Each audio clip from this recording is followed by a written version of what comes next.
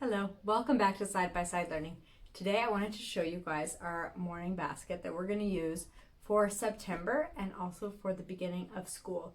We are homeschoolers, so our welcome back to school is a little bit different. We don't have to worry about new teachers, new classrooms, having your friends not in the same building as you are. We don't have to worry about any separation anxiety. There's a lot of differences, but we still do have a mindset change where we have more routines in our regular life.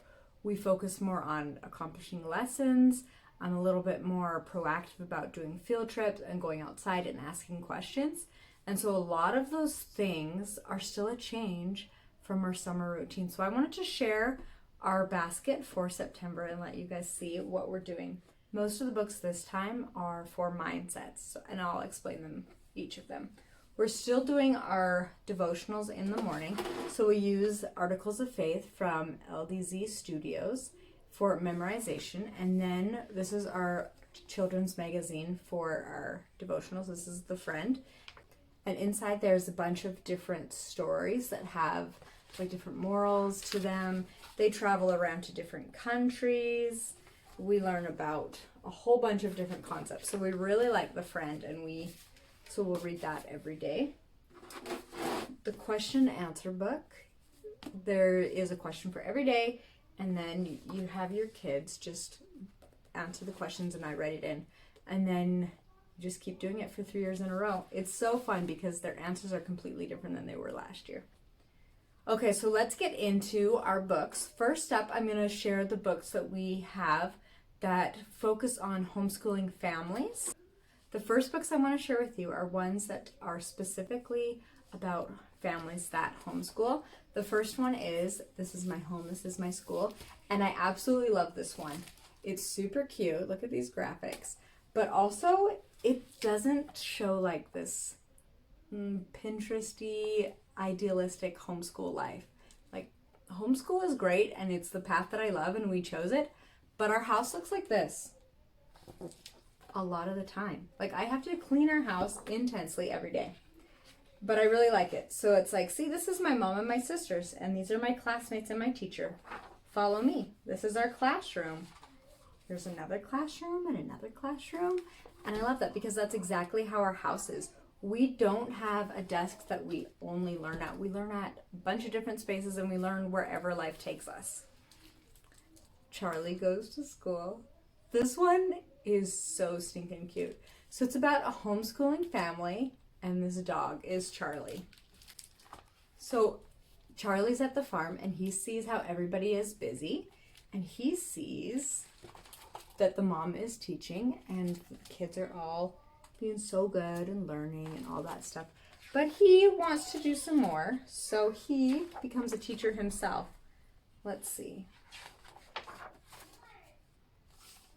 So Charlie decides to start his own school. And of course, the horses are there. They need some education. So it talks about how he's teaching everyone else around the farm, and just it's just adorable. It's adorable. And the kids, when I first read this book to them last year, they were like, oh, Charlie can teach? I can teach. And so that was a good mindset switch to my older kids to be like, oh, I can read a book to the 3-year-old, or I can do this with them. I can color the ABCs. So it was awesome. Okay.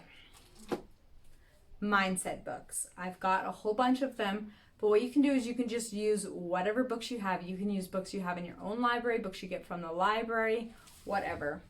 This is Unstoppable Me, and it's about this boy, and he is learning that he can do a bunch of things. And in the end, he decides to use what he's got and to light up the world. Isn't that so cute?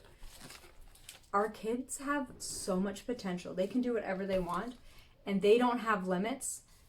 So don't put limits on your kids. You don't have to.